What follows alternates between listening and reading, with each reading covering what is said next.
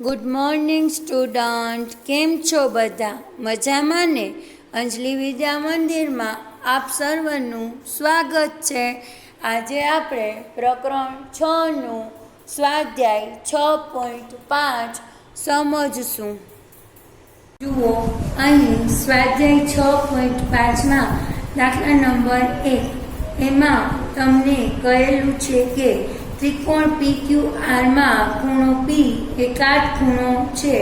જો PQ બરાબર 10 semi હોય અને PR બરાબર 24 સેમી હોય તો QR શોધો. તો PQRમાં ખૂણો P શું છે? કાટખૂણો છે. QR એ કર્ણ છે. આ છે એ શું થશે? કર્ણ છે. QR એ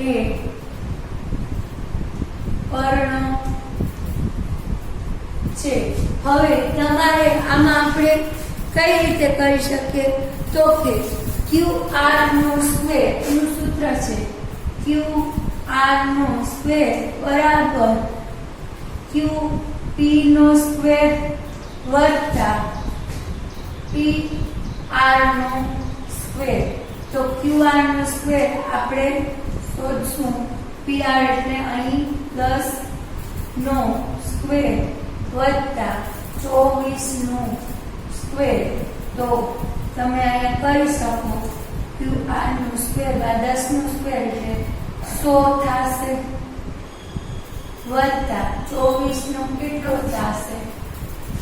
416 એનો થશે. તમે QR નું કરશો ને, સોરી 24 નું તમે કરશો ને, 24 ગુણ્યા 24 એટલે તમને અહીંયા 576 સંખ્યા મળશે. બરાબર QR નો વર્ગ બરાબર આ બેનો સરવાળો કરો એટલે કેટલા મળશે? 676. બરાબર. તો એ શું મળ્યું? QR નો સ્ક્વેર મળ્યો. હવે 676 ને આ વર્ગ છે એટલે કઈ સંખ્યા?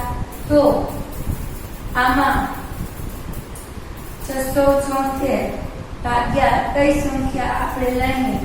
તો જો 24 છે તો 576 આવે છે. 25 છે કેટલા થશે?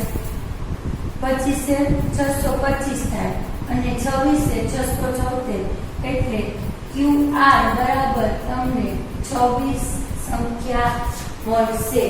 બરાબર છે. હવે એના જેવો જ એનો દાખલા નંબર 2 ABC માં C કાટખૂણો છે. તો એ તમારે જાતે કરવાનું છે અને તમે પ્રયત્ન કરો. પાના નંબર 129 અને 30 ઉપર પણ તમને આવા જ દાખલા આપેલા છે. તો એ તમારે જાતે પ્રયત્ન કરવાનું છે. બરાબર. હવે તમને દાખલા નંબર 3 આપેલા છે. તેમાં 15 મીટર લાંબી નિસરણી દિવાલ સાથે ટેકવતા તે જમીનથી 12 મીટર ઊંચી બારી સુધી પહોંચે છે. નિસરણી જમીનના છેડાનું દિવાલથી અંતર એ શોધો. અહીં નિસરણીને દિવાલ સાથે કાટકોણ ત્રિકોણ બનાવશે. બરાબર છે. તો આ જ રીતના કાટકોણ ત્રિકોણ બનાવે છે. તો અહીં તમારે શું કરવાનું છે? આ નિસરણી ટેકવેલી છે. તો તમારે શું થશે? 15 સેમી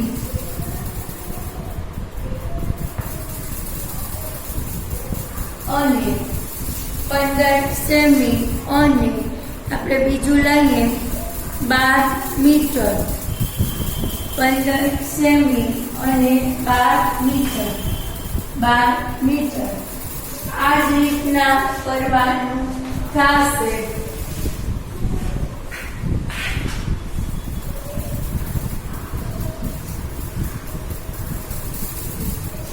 તો અહીં આપણે આ દાખલા નંબર આપણે કયો છે? ત્રીજો છે. તો એમાં પણ આ ત્રીજો. બરાબર. તો એમાં તમારે શું કરવાનું છે? તો કે કર્ણ એ શોધવાનું છે. આ 15 સેમી અને એ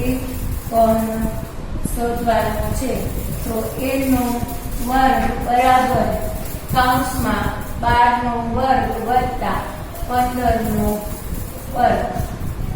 a નો વર્ગ બરાબર 144 વત્તા 15 225. 15 ગુણ્યા તમે 15 કરશો તો તમને 225.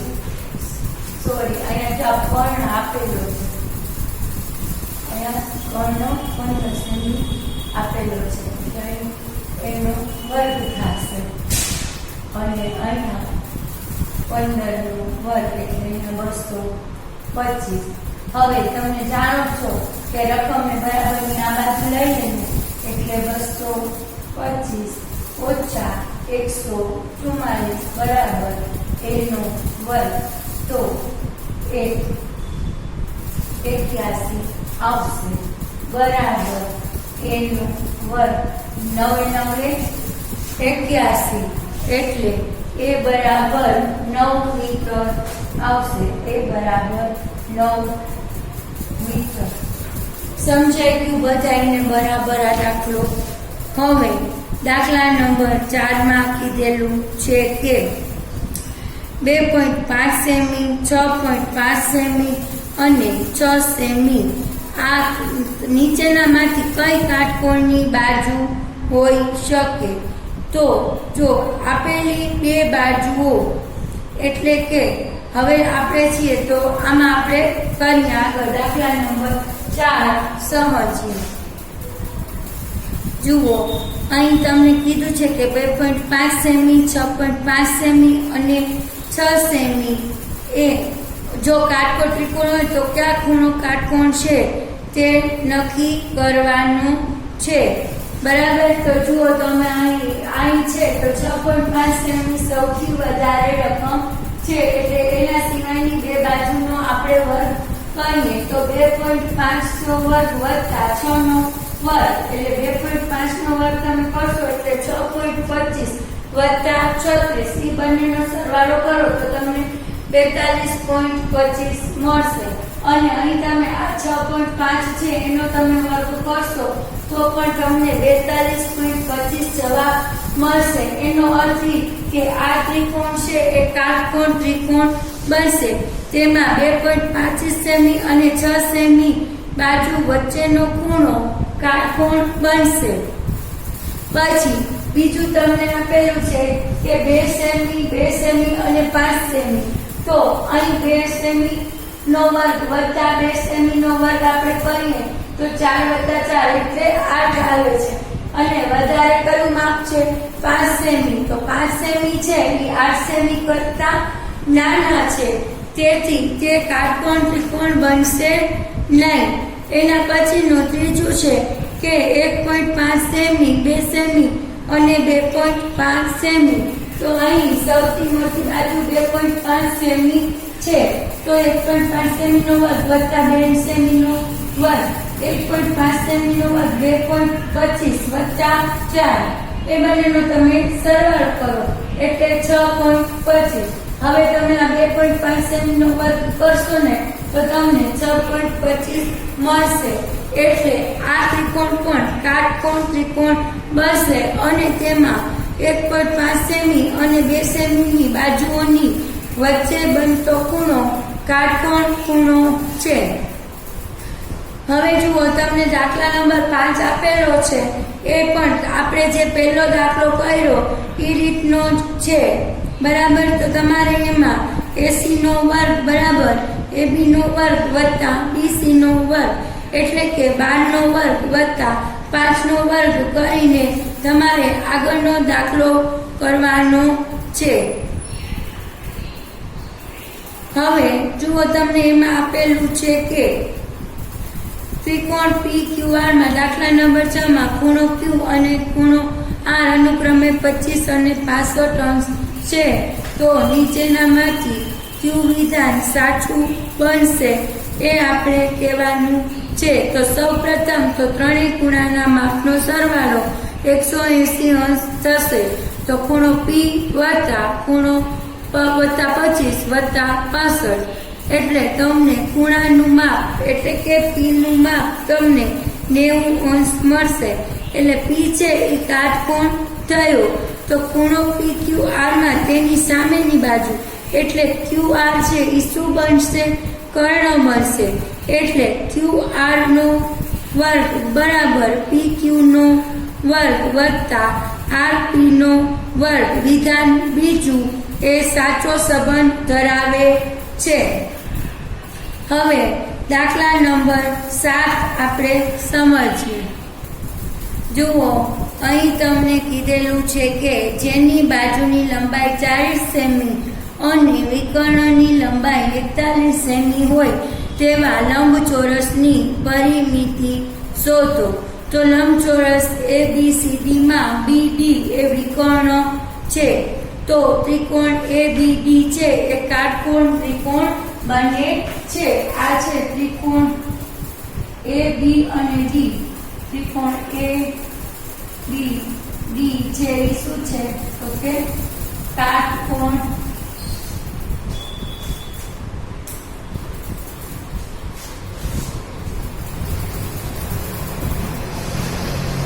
ત્રિકોણ બરાબર છે. તો હવે અહીં આપણે એમ કહી શકીએ કે AD નો વર્ગ બરાબર છે. કયો આવશે આમાં? હા, જો આ BD છે એ વિકર્ણ છે એટલે અહીં BD નો વર્ગ બરાબર AB નો વર્ગ વત્તા AD નો વર્ગ. હવે તમે BD નો વર્ગ કેટલો છે અહીંયા? તો કે 41 નો વર્ગ બરાબર 40 નો વર્ગ વત્તા AD નો વર્ગ.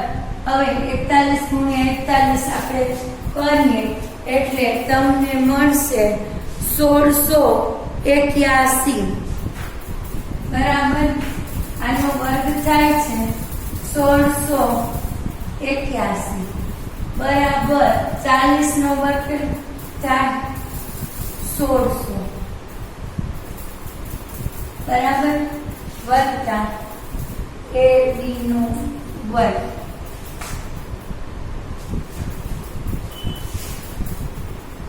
બરાબર છે. હવે આ 1600 છે એને આપણે બરાબરની આ બાજુ લઈ આવીએ.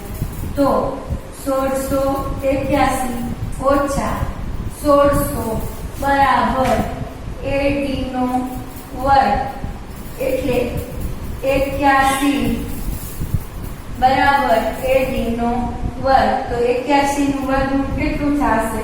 9. તો AD બરાબર કેટલા મળશે? AD બરાબર તમને અહીં 9 સેમી મળશે.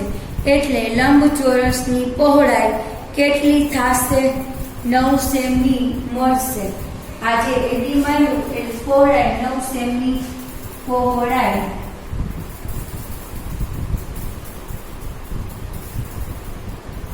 હવે તમને ખબર જ છે.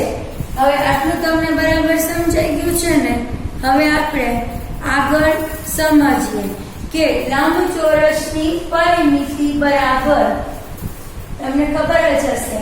લંબચોરસની પરિમિતિ બરાબર 2 કૌંસમાં લંબાઈ વત્તા પહોળાઈ. તો અહીં આપણે લખીએ કે લંબચોરસની